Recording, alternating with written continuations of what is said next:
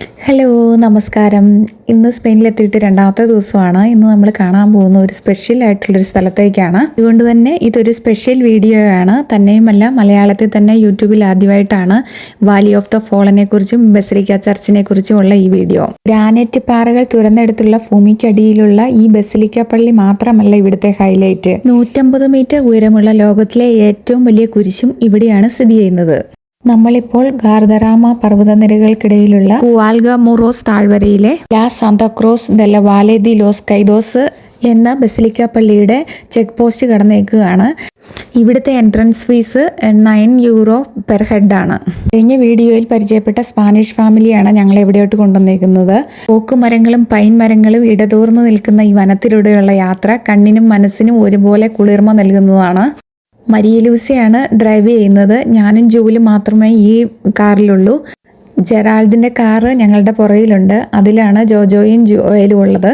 സമുദ്രനിരപ്പിൽ നിന്ന് ഏകദേശം 3000-ഓളം അടി ഉയരത്തിലാണ് വാലി ഓഫ് ദ ഫോളൻ എന്ന ഈ താഴ്വരയുള്ളത്. അതുകൊണ്ട് തന്നെ നല്ല തണുപ്പ് ഫീൽ ചെയ്യാൻ തുടങ്ങിയിട്ടുണ്ട്. ഇതാ നമ്മുടെ കുരിശിൻ്റെ മുകൾ ഭാഗം കണ്ടു തുടങ്ങിയിട്ടുണ്ട്. നമ്മൾ വാലെ ദി ലോസ് കൈലോസ് അല്ലെങ്കിൽ വാലെ ദി കുൽഗാമറോസ് എന്ന സ്ഥലത്ത് എഴുതിയിരിക്കുകയാണ്. നോക്കിക്ക് എത്ര മനോഹരമാണ്, വാക്കുകളില്ല ഇതിനെ ഡിസ്ക്രൈബ് ചെയ്യാൻ വേണ്ടിയിട്ട്. നല്ല തെളിഞ്ഞ നീലാകാശത്തിൽ മഹത്വ പ്രതാപത്തോടുകൂടി ഉയർന്നു നിൽക്കുന്ന കുരിശ്, അതിൻ്റെ ചുവട്ടിൽ 4 സുവിശേഷകന്മാരും അവരുടെ പ്രതീകങ്ങളായ സിംഹം, കാള, കഴുകൻ, ഒരു മാലാഖ എന്നിവയാണ് കൊത്തിവെച്ചിരിക്കുന്നത്. ഇത് ജുവാൻ ദി ഔലോസിന്റെ കൃതികളാണ്.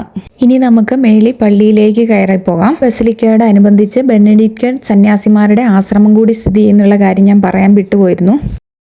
ഇവിടെ കാണുന്ന ഈ ബസിലിക്കായും മോണുമെന്റ്സും എല്ലാം ഒരു രാഷ്ട്രീയപരമായ ഡിബേറ്റ് നടന്നുകൊണ്ടിരിക്കുകയാണ്. പൊളിറ്റിക്കൽ വിവാദത്തിൽ ഏർപ്പെട്ടിരിക്കുന്ന ഒരു സ്ഥലമാണെന്ന് പറയാം. ഇതിൻ്റെ നിർമ്മാണത്തെക്കുറിച്ചുള്ള രാഷ്ട്രീയപരമായ തർക്കങ്ങളായതുകൊണ്ട് ഒരുപക്ഷെ ഇത് ഡിമോളിഷ് വരെ ചെയ്തേക്കാമെന്ന് ഇവർ ഭയപ്പെടുന്നുണ്ട്. സ്പാനിഷ് സിവിൽ വാറിനെക്കുറിച്ചും ഫ്രാൻസിസ് ഫ്രാങ്കോ എന്ന സ്വേച്ഛാധിപതിയെക്കുറിച്ചും നമ്മൾ കൂടുതൽ അറിയേണ്ടിയിരിക്കുന്നു. ഇതിനെക്കുറിച്ച് എനിക്ക് പറയണമെന്നുണ്ട്, പക്ഷേ സ്പേസ് ഇല്ലാത്ത കാരണം ഞാൻ പറയുന്നില്ല. നിങ്ങളത് വ്യക്തമായിട്ട് ഗൂഗിളിനകത്ത് സെർച്ച് ചെയ്ത് മനസ്സിലാക്കിയിരിക്കണം. വീണുപോയവരുടെ താഴ്വര എന്നറിയപ്പെടുന്ന ഈ സ്മാരകം സ്പാനിഷ് സിവിൽ വാറിൽ മരണപ്പെട്ട 34,000-ഓളം വരുന്ന സൈനികർക്ക് വേണ്ടി പണിയപ്പെട്ടതാണ്. എൻട്രൻസിന് മുകളിലായി കാണപ്പെടുന്ന പിയത്ത രൂപം രൂപകൽപ്പന ചെയ്തിരിക്കുന്നത് ജുവാൻ ഡി ഔലോസ് ആണ്. മെയിൻ ഡോറ് പണിതിരിക്കുന്ന വെൺകലത്തിലാണ്. ഇതിൽ ജപമാലയുടെ രഹസ്യങ്ങളാണ് ചിത്രീകരിച്ചിരിക്കുന്നത്. ഇപ്പം ഹോളി മാസിനുള്ള സമയമായിട്ടുണ്ട്. നമ്മൾ മെയിൻ ഡോർ കടന്ന് സെക്യൂരിറ്റി ചെക്കപ്പ് കഴിഞ്ഞിട്ട് മുമ്പോട്ട് പോവുകയാണ്. 4 സെക്ടറുകളായിട്ടാണ് ഈ ബസിലിക്ക കാണുന്നത്. ഇതിനകത്ത് വെളിച്ചു വെച്ചൊരു കുറവുണ്ട്. 1940 ആരംഭിച്ച് 1959 ഉദ്ഘാടനം ചെയ്ത ഈ സ്മാരകം പെഡ്രോ മഗൂറസയും ഡീഗോ മെൻഡസും ചേർന്നാണ് രൂപകൽപ്പന ചെയ്തത്. എൻട്രൻസിന്റെ 2 സൈഡുകളിലുമായിട്ട് മിഖയേൽ മാലാഖയും ഗബ്രിയേൽ മാലാഖയും വാൾ ഊരിപ്പിടിച്ച് നിൽക്കുന്നതായിട്ടുള്ള രൂപങ്ങൾ കാണാൻ സാധിക്കും. ഇങ്ങനെ നടന്നു നീങ്ങുമ്പോൾ നമുക്ക് തോന്നും ഇത് റോമിലെ സെന്റ് പീറ്റേഴ്സ് ബസിലിക്കയെക്കാളും വലുതായിട്ട്. പക്ഷേ രേഖകളൊന്നുമില്ല. കണ്ടോ, എത്ര അമേസിംഗ് ആയിട്ടുള്ള ആർക്കിടെക്ചർ ആണെന്ന് നോക്കിയേ. നമുക്ക് എവിടെയാണ് നോക്കണ്ടേന്ന് അറിയത്തില്ല. 2 സൈഡും ഒരുപോലെ കാണാനുണ്ട് നമുക്ക്. നിങ്ങളിത് കാണുമ്പോൾ ഞാൻ ആ വിവാദ വിഷയങ്ങളെക്കുറിച്ച് പറയാൻ ആഗ്രഹിക്കുകയാണ്. ഇത് വിവാദത്തിൻ്റെ മെയിൻ കാരണം ഇതിൻ്റെ നിർമ്മാണത്തെക്കുറിച്ച് തന്നെയാണ്. അതായത് സ്വേച്ഛാധിപതിയായിരുന്ന ഫ്രാങ്കോ തുരങ്കങ്ങളുടെ നിർമ്മാണത്തിന് ആയിരക്കണക്കിന് റിപ്പബ്ലിക്കൻ തടവുകാരെയാണ് നിയമിച്ചിരുന്നത്. ഇവരുടെ ഒരു ദിവസത്തെ കൂലി എന്ന് പറയുന്നത് 5 ദിവസത്തെ ശിക്ഷയിളവ് എന്ന സൂത്രവാക്യത്തിൽ ആയിരുന്നു നടത്തിയിരുന്നത്. രാഷ്ട്രീയ പാർട്ടിക്കാരിൽ ഇടതുപക്ഷക്കാർ പറയുന്നത് തടവുകാരെ കൊണ്ട് അതികഠിനമായ ജോലികൾ ചെയ്യിപ്പിച്ചിരുന്നതെന്നും സുരക്ഷ ഇല്ലാത്ത നടപടികളാണ് സ്വീകരിച്ചിരുന്നതെന്നും തടവുകാർക്ക് വാഗ്ദാനം ചെയ്ത സ്വാതന്ത്ര്യം ഒരിക്കലും കൊടുത്തിട്ടില്ലെന്നുമാണ് പറയുന്നത്. എന്നാൽ തടവുകാർ പറയുന്നത് അവർ അവിടെ സുരക്ഷിതരായിരുന്നെന്നും അവർക്ക് അവരുടെ ഫാമിലിയോടൊപ്പം ജീവിക്കാമായിരുന്നെന്നും അതുപോലെ തന്നെ ഭക്ഷണവും ചികിത്സയും ലഭിച്ചിരുന്നതായും പറയുന്നു. തന്നെയുമല്ല, ഓവർ ടൈം ഡ്യൂട്ടികൾ ചെയ്ത് അവരുടെ ശിക്ഷയുടെ കാലാവധിയും കുറച്ചിരുന്നു. ഇതവിടെ നിൽക്കട്ടെ. നമ്മളിപ്പം ചർച്ചിൻ്റെ പ്രധാനപ്പെട്ട നേവിലാണ് നിൽക്കുന്നത്. ഇവിടുത്തെ 4 സെക്ഷനുകളിലും 6 ചാപ്പലുകളാണുള്ളത്. സൈന്യങ്ങളുടെ രക്ഷാധികാരി എന്ന നിലയിൽ മാതാവിൻ്റെ വ്യത്യസ്ത പ്രാർത്ഥനകളും സ്പാനിഷ് ചരിത്രത്തിലെ പ്രധാന കാര്യങ്ങളുമാണ് ഇവിടെ ആലേഖനം ചെയ്തിരിക്കുന്നത്. നേവിൻ്റെ 6 ചാപ്പലുകളിലും പ്രധാനമായിട്ടും മാതാവിൻ്റെ രൂപങ്ങൾ വെച്ചിട്ടുണ്ട്. അതിൽ ആദ്യത്തേത് അമലോത്ഭവ മാതാവാണ്, രണ്ടാമത്തേത് കർമ്മലീത്ത മാതാവും. പിന്നെയുള്ളത് അവർ ലേഡി ഓഫ് ലോറൈറ്റായും അവർ ലേഡി ഓഫ് ആഫ്രിക്കയും. ഇനി അഞ്ചാമത്തെ ആറാമത്തെയും അവർ ലേഡി ഓഫ് മേഴ്സിയും അവർ ലേഡി ഓഫ് പിലാറുമാണ്. ഇവിടെയെല്ലാം ഡിസ്പ്ലേ ചെയ്തിരിക്കുന്നത് ഫ്ലെമിഷ് ട്രാപ്പസ്റ്ററി വർക്കുകളാണ്. റിലീജിയസ് ആയിട്ടുള്ള തീമുകളാണ് എല്ലാം കാണിച്ചിരിക്കുന്നത്.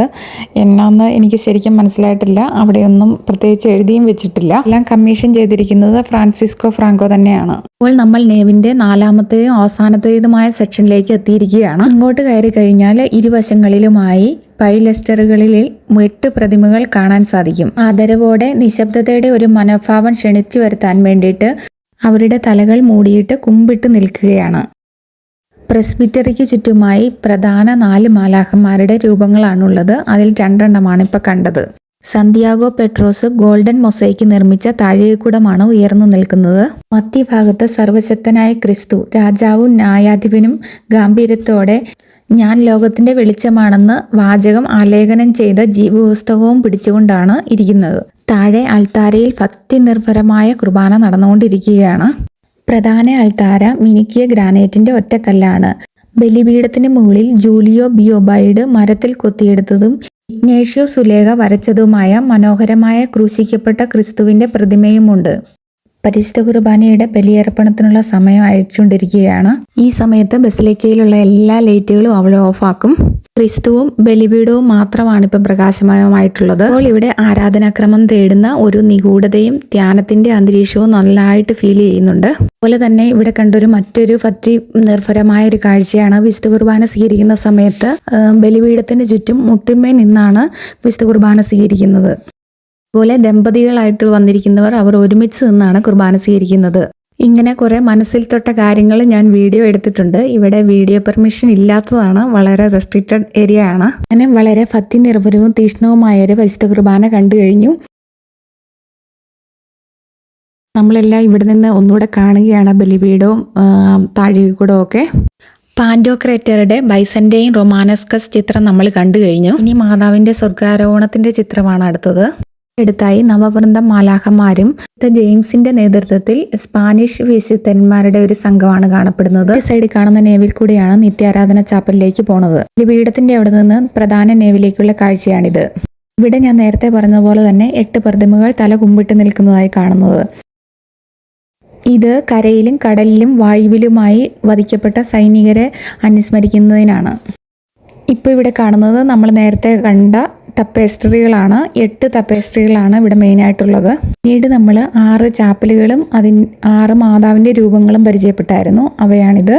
പിന്നെ എൻട്രൻസിൻ്റെ അവിടെ ഉണ്ടായിരുന്ന കാവൽമാലാഖമാര്, ഇവര് പർദീസയിലേക്കുള്ള കാവൽമാലാഖമാരെയാണ് പ്രതിനിധീകരിക്കുന്നത്. സെക്യൂരിറ്റി ചെക്കിനുള്ള സ്ഥലമായിരുന്നു ഇത്. നമ്മുടെ മെയിൻ എൻട്രൻസിൽ കൂടെ നമുക്കിനി പുറത്തേക്ക് കിടക്കാം.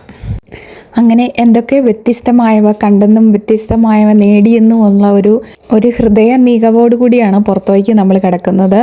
അത് പറഞ്ഞറിയിക്കാൻ വാക്കുകളില്ല. അത്രയും നല്ലൊരു പരിശുദ്ധ കുർബാനയായിരുന്നു നമ്മൾ പങ്കുചേർന്നത്. ശരിക്കും ഇവരെയൊക്കെ നമ്മൾ മാതൃകയാക്കേണ്ടതാണ്. ഇനി നമ്മൾ ഫുണിക്കുലാറ് വഴി നമ്മൾ കുരിശിൻ്റെ അടുത്ത് പോകാനായിട്ട് തീരുമാനിച്ചിരുന്നതായിരുന്നു. പക്ഷേ ലാസ്റ്റ് കേബിൾ കാറും പോയി കഴിഞ്ഞു. ഇനി അടുത്തത് ഉച്ച കഴിഞ്ഞുള്ള സർവീസ് തുടങ്ങുന്നത് 4 മണിക്കാണ്. അതുകൊണ്ട് ഞങ്ങൾ ആ പദ്ധതിയും ഉപേക്ഷിച്ചു. വാലെ ദി ലോസ് കൈദോസിൻ്റെ ഭാവിയെക്കുറിച്ച് ഞാൻ മരിയ ലൂസയുമായിട്ട് ഇങ്ങനെ സംസാരിക്കുകയായിരുന്നു. ഇതധികം താമസിക്കാതെ തന്നെ നിലം പരിശാക്കുമെന്നാണ് അവർ പറയുന്നത്. അതിനുള്ള കാരണം നമ്മൾ വിചാരിക്കും ദേശീയ അനുരഞ്ജനത്തിൻ്റെ ഒരു സ്മാരകമായിട്ടാണെന്ന്.